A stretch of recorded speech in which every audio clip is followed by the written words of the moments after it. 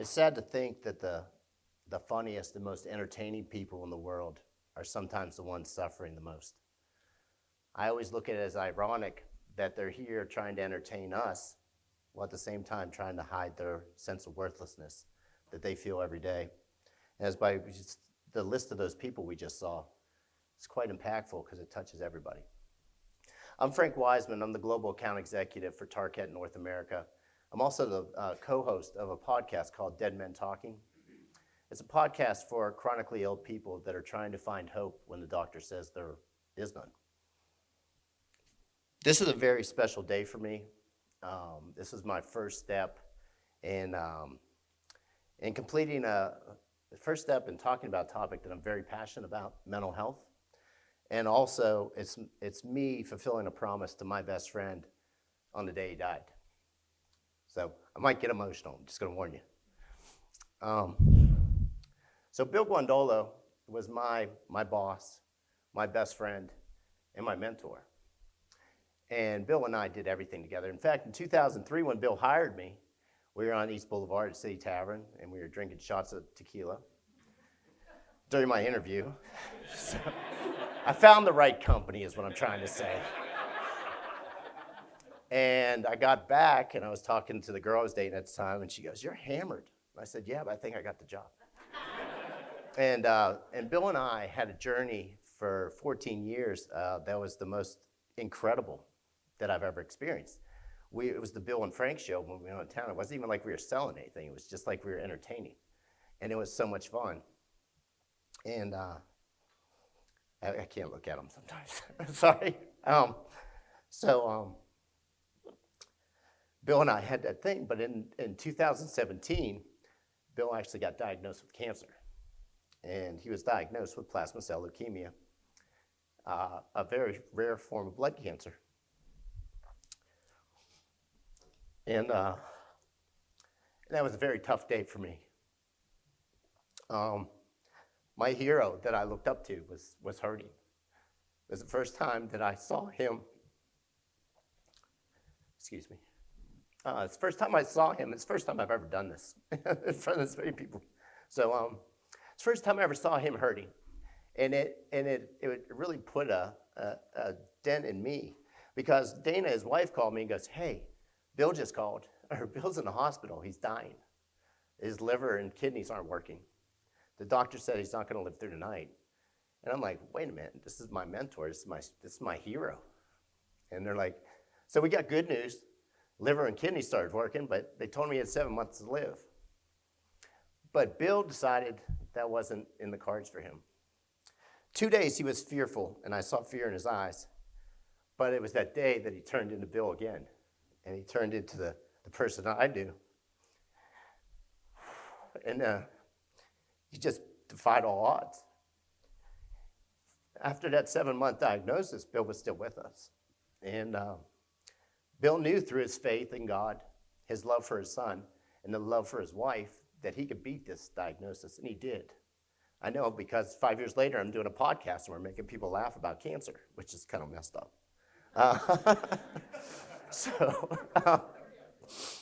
But COVID, as COVID did, if you got COVID during that time period, you weren't able to get your treatments. So Bill was surviving all this, but then it caught up. When he got COVID, he couldn't get treatments for 3 months, and the cancer took over. So in June of this year, he died. And I came back from Chicago to say goodbye. I grabbed a bottle of tequila, and I said, "Hey, we came in this way, we'll go out this way, brother." So we went over there, and I started pouring shots, and Dana's like, "What the hell are you doing?" I was like, "It's not going to do any worse to him." Jesus. So we drank shots, and we laughed, and we told each other how much we loved each other and what we meant. But then he looked at me, he goes, "Frankie," he goes, "I want you to do me a favor." He goes, "I want you to keep my story alive." He goes, "I want people to know that there's hope when everybody tells you there isn't any." And so, just like any good boss does, he gave me another assignment before he died. So that's why I'm up here, crying in front of you guys. So that's awesome. So like I said, Bill was my boss and he was my mentor, and Bill made the impossible feel possible. He was the most optimistic person I ever met.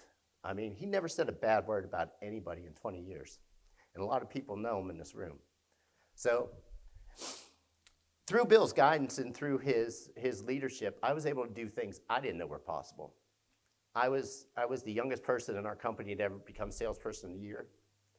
I've won it 14 out of 19 years I've been here. I've been a President's Club award winner every time I've been eligible. I've never missed my quota. And I'm one of the top reps in the entire flooring industry, and that's because of Bill. Bill had 3 H's that he said. He goes, Frank, I need you to be honest, I need you to be hardworking, I need you to be humble. Well, that last part sure as hell wasn't humble. I just told you how great I was. But, sorry. But I tell you that for a reason, because throughout that whole time, I was struggling with severe depression and anxiety, and I was on medication, and really having a battle that I was dealing with that nobody in this room knew I was. In fact, when I tell people, in fact, this is the first time I've told this many people, which kind of feels awkward and very exposed, but it was it was very hard. But Bill let me be me. Bill let me talk about it. Bill let me tell him about my medication. Bill let me have my manic episodes, but it was always positive. So if there's 2 things that I want to do today is, one, I want to talk about how we can manage people with chronic illness and chronic depression, and how we can talk about the sufferers, because this isn't something you Google. This is my journey that I want to talk to you about today.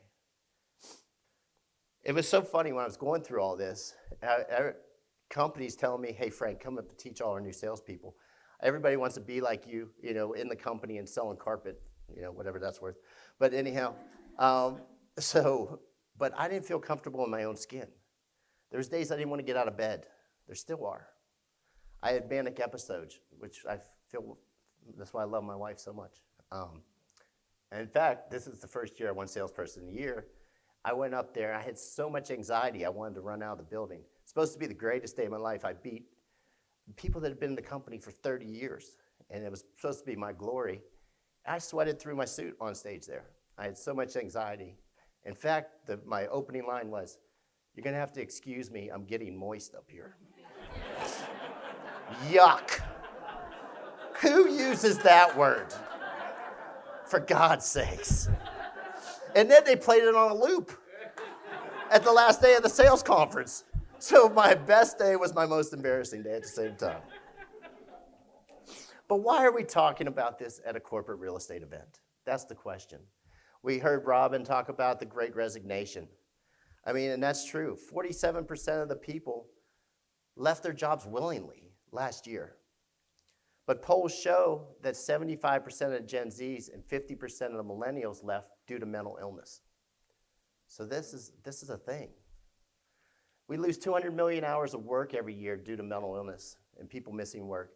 We lose $51 billion in productivity due to mental illness, because it's the #1 illness in America is depression.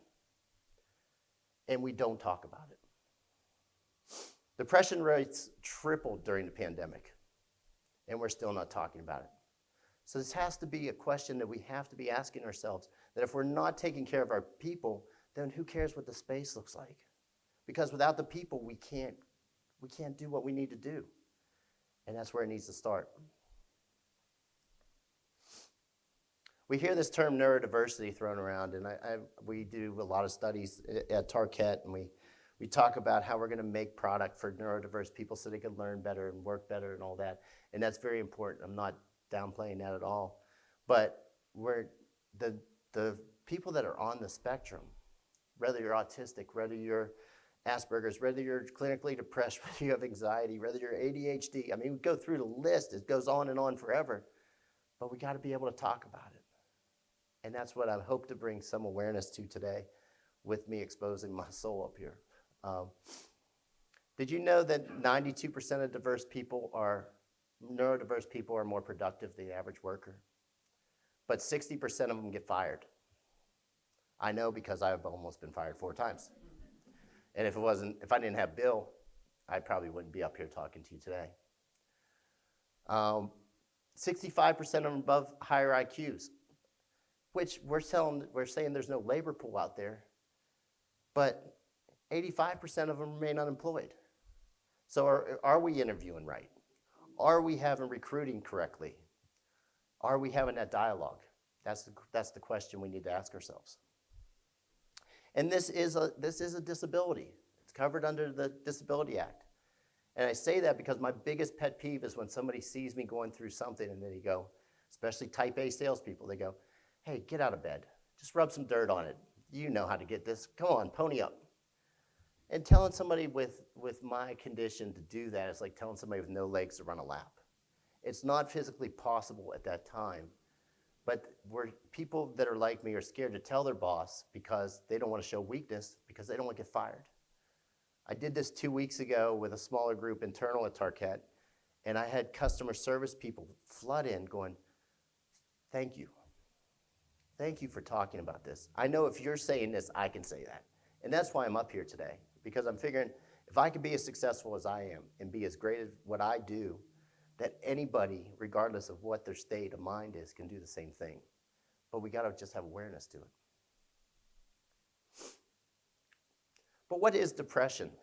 You know, if I would ask my dad when I was growing up, my dad's a third shift steel worker. If I said, Dad, hey, I'm depressed, he'd be like, so what? I've been depressed 56 years married to your mother. You don't hear me bitching about it. I go, I told my mom that I was coming up here. She goes, and we grew up in Northeast Ohio. We were the kind of family that closed the windows before we yelled, so we were classy, you know? So I told her, she goes, Frankie, why are you going to air your dirty laundry out? Why are you going to tell everybody this? Did I make you sad? Did I do this? I was like, no, that's not what it is, Ma. I go, it's different. It's just a different way of thinking. I mean, that's why I don't like the word depression. I mean, I'm not sad all the time. It's just a state of mind. And sometimes it comes in different forms. I mean, I've seen people overeat. My grandmother did that, and she had a stroke. She used to bake a cake, clean it all up, eat it, clean it all up so nobody knew, and her weight would fluctuate like hundreds of pounds, and she wound up having a stroke. Irritability, energy, lack of concentration, lack of sleep, or wanting to stay in bed all day, and isolation. And that's one of the main reasons I'm bringing this up, because we're talking about not bringing people back to the office. We just said almost 30% of the people, so 1 in 3 people in this room are probably know somebody or is depressed. And if you isolate a depressed person, they will recluse even more. And with Uber Eats and Amazon and Walmart, you never have to leave your house anymore. That's a scary thing for people that are sad and that are going through this. The work is their only connection. And if we take that away, that's a very, very scary thing. So what can we do? You know, what's the call to action? Number one, from the CEO down, we need to start talking about mental illness, not on a poster in a cafeteria. It needs to be part of the conversation. We need to be more transparent about how we have these dialogues. Bill allowed me to say anything that I wanted without judgment. He listened. And like my wife says, I don't need you to solve it, just listen. You know, that's what we need to do sometimes. And Bill also set up expectations. You know, as a diverse person that I am, if you tell me to go up and clean my room, I don't do it as well as if you tell me to go, hey, I need you to pick up your clothes. I need you to pick up the hangers. I need you to do this. If you give me specific deal, I run through walls for you. So Bill was able to identify that for me. We need to eliminate the stigmas around it. There's nothing wrong with you. You just think differently. And humans, by nature, if you're different, we get scared of it. And we don't need to be scared of these people. They're some of the most intelligent people out there. And if we harness it, it's a competitive advantage.